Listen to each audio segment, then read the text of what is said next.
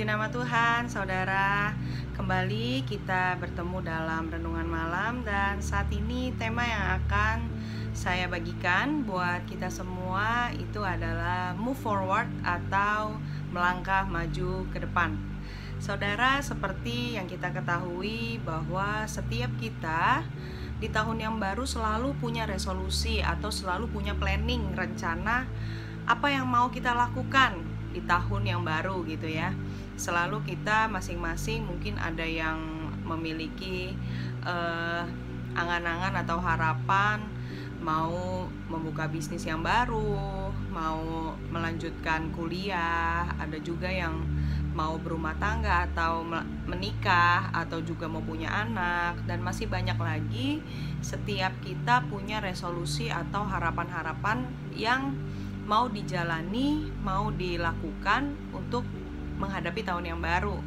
Nah, selalu yang kita planningkan ini adalah perencanaan untuk ke depan atau masa depan kita ya saudara ya. Namun seringkali memang rencana-rencana yang kita tuliskan atau rencana-rencana yang sudah kita tuangkan itu kelihatannya untuk masa depan ya, untuk sesuatu yang ke depan gitu loh, untuk kedepannya seperti apa. Tapi pada kenyataannya seringkali kita sebagai orang Kristen atau sebagai orang yang percaya kepada Tuhan, pada saat kita punya begitu banyak rencana, misalnya kita mau memulai bisnis atau misalnya kita mau dalam pelayanan, kita mau lebih komitmen lagi, kita mau lebih lagi dipakai Tuhan, seringkali banyak orang-orang percaya atau bahkan orang-orang itu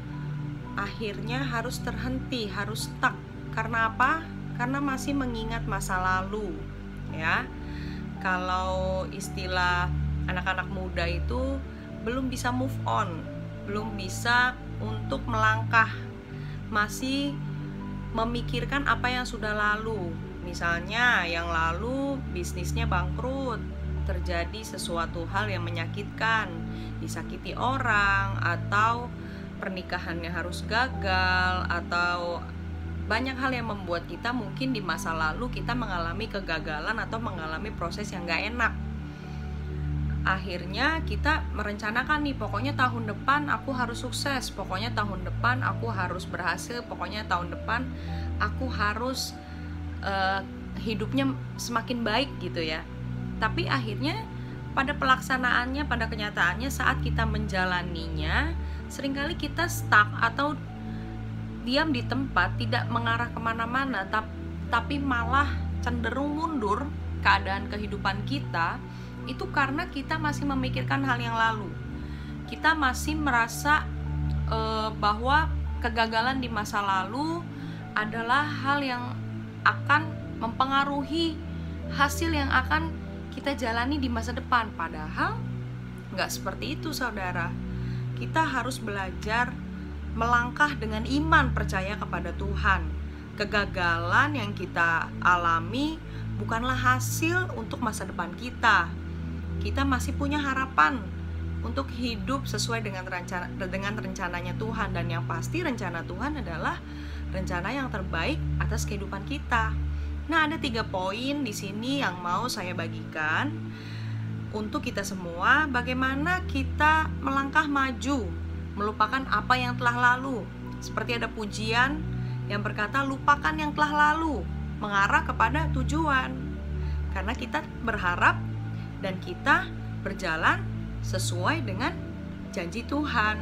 Dan kita percaya bahwa hidup kita ini berada dalam rencana Tuhan yang begitu indah, bukan atas rencana kita. Bahkan rencana kita seringkali gagal bukan karena Tuhan gak baik atau Tuhan tidak mau memberkati kita, tapi ada sesuatu yang mau Tuhan singkapkan atau yang mau Tuhan ajarkan buat kita, supaya kita yang tadinya berbelok dari rencananya Tuhan, kita bisa kembali ke rencananya Tuhan lagi. Nah, ada 3 hal yang harus kita lakukan supaya kita dapat melangkah ke depan menuju tujuan kita. Apa yang menjadi tujuan kita? Tujuan kita sebenarnya sebagai orang percaya itu ada di Roma 12 ayat 2. Saya bacakan untuk kita semua. Roma 12 ayat 2, demikian firman Tuhan. Demikian firman Tuhan, janganlah kamu menjadi serupa dengan dunia ini, tetapi berubahlah oleh pembaharuan budimu, sehingga kamu dapat membedakan manakah kehendak Allah, apa yang baik, yang berkenan kepada Allah, dan yang sempurna. Sebagai orang percaya, orang Kristen, tentu saja ketika kita percaya kepada Tuhan, kita berbalik kepada rencana Tuhan atas hidup kita, yaitu menjadi serupa dengan gambarnya Tuhan. Maka itu kita tidak boleh sama dengan apa yang menjadi peraturan-peraturan atau norma-norma dunia, tapi justru kita harus berjalan sesuai dengan firman Tuhan atau ketetapan yang Tuhan ajarkan dalam hidup kita. Dikatakan dalam firman Tuhan, pembaharuan budi atas hidup kita. Nah, pertama kita harus tahu nih, tujuan kita hidup sebagai orang percaya itu untuk apa? Menjadi apa? Serupa dengan gambarnya Tuhan. Kita harus tahu bahwa kita tidak lagi hidup dengan manusia yang lama, tapi kita harus hidup menjadi manusia yang baru. Yang lama sudah berlalu, yang baru sudah datang. Nah, poin yang pertama itu adalah kita harus fokus. Katakan bersama saya, saudara yang ada di rumah, fokus. Ya, kita harus sama-sama fokus, saudara. Saya ajak saudara kembali buka di Ibrani 12 ayat 2. Ibrani 12 ayat 2, saya bacakan. Marilah kita melakukannya dengan mata yang tertuju kepada Yesus yang memimpin kita dalam iman dan yang membawa iman kita itu kepada kesempurnaan, yang dengan mengabaikan kehinaan, tekun memikul salib, ganti sukacita yang disediakan bagi Dia yang sekarang duduk di sebelah kanan tahta Allah. Saudara, di sini dikatakan kita harus tertuju kepada Tuhan. Kita harus fokus. Jangan lagi kita melihat ke belakang. Ketika kita mengalami kegagalan, ketika kita mungkin disakiti, firman Tuhan katakan kita harus mengampuni, kita harus hidup baru, kita harus menghidupkan firman. Kita lakukan itu. Yang lama biarlah, sudah berlalu itu. Kesalahan-kesalahan yang sudah kita lakukan dulu, ya sudah, biarlah itu menjadi pembelajaran. Saatnya kita fokus kepada apa yang baru yang harus kita lakukan di depan mata kita. Poin yang kedua yang harus kita lakukan untuk kita melangkah maju bersama Yesus, itu adalah kita harus konsisten. Ya saudara, setelah fokus kita harus konsisten. Orang setelah fokus, setelah menentukan goalnya, fokus, tapi harus tetap konsisten. Jangan awal-awal saja nih on fire, awal-awal aja semangat, ya kan? Orang ketika dibaptis, baru masuk pelayanan, pelayanan mau dari pagi sampai malam begitu ya, terus. Tapi lama-lama setelah 2 tahun, 3 tahun ikut Tuhan, mulai capek. Nah, hal ini yang sering terjadi. Nah, kita harus hati-hati. Konsisten adalah sesuatu hal yang sulit. Itu harus menjadi prinsip kita sebagai orang Kristen. Firman Tuhan di Kolose 1 ayat yang ke-23. Kolose 1 ayat 23. Saya bacakan. Sebab itu kamu harus bertekun dalam iman, tetap teguh dan tidak bergoncang, dan jangan mau digeser dari pengharapan Injil yang telah kamu dengar dan yang telah dikabarkan di seluruh alam di bawah langit, dan yang aku ini Paulus telah menjadi pelayannya. Artinya apa? Kita harus tetap memegang teguh iman percaya kita. Apapun yang terjadi, kita nggak boleh tergoncang. Harus tetap konsisten. Kita harus continue melakukan disiplin diri kita untuk melakukan perubahan-perubahan menjadi manusia yang lebih baik.